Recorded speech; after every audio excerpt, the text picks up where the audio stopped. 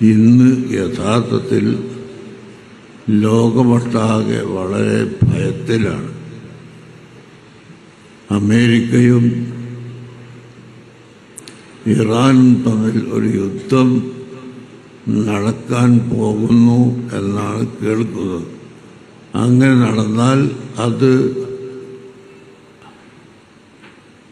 ആ രണ്ട് രാഷ്ട്രം തമ്മിലല്ല, ഇവിടെയുള്ള എല്ലാ രാഷ്ട്രങ്ങളും അതിൽ ഭാഗവാക്കാകേണ്ടി വരും.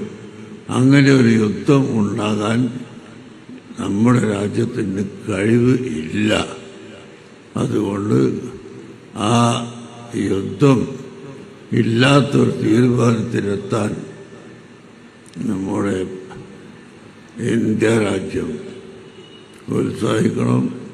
ബഹുമാനപ്പെട്ട പ്രധാനമന്ത്രിയും മറ്റ് മന്ത്രിമാരും ഇതിലേക്ക് ശ്രദ്ധ ചെലുത്തണം എന്നാണ് എനിക്ക് പറയാനുള്ളത്. ഖത്തറിൽ താമസിക്കുന്ന അമേരിക്കക്കാരുടെ ഭാഗത്താണ് ഈയിടെ മാസങ്ങൾക്ക് മുമ്പ് ബോംബ് വീണത്. എന്നാൽ അതുപോലെ അമേരിക്കയുടെ സൈനികർ താമസിക്കുന്ന താവളം ദുബായിൽ ഉണ്ട്, അബുദാബിയിലുണ്ട്, ഖത്തറിലുണ്ട്, കുവൈത്തിലുണ്ട്, ഒമാനിലുണ്ട്, എല്ലാ സ്ഥലത്തും ഉണ്ട്.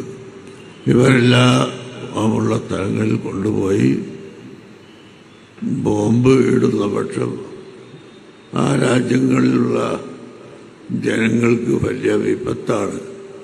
ലക്ഷക്കണക്കായ ജനങ്ങൾ, ഇന്ത്യക്കാരടക്കം ലോകത്തിൻ്റെ നാനാഭാഗത്തുമുള്ള ആളുകൾ തൊഴിലെടുത്ത് ജീവിക്കുന്ന സ്ഥലങ്ങളാണ് ഇതെല്ലാം.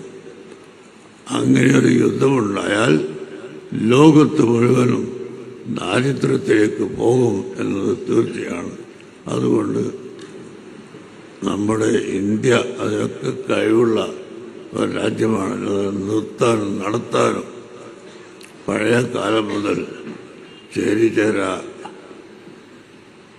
നയമുള്ള ഇന്ത്യ രാജ്യത്തിന് അത് തികച്ചും സാധിക്കുമെന്ന് കേന്ദ്ര ഗവൺമെന്റിനോട് ആവശ്യപ്പെടുന്നു.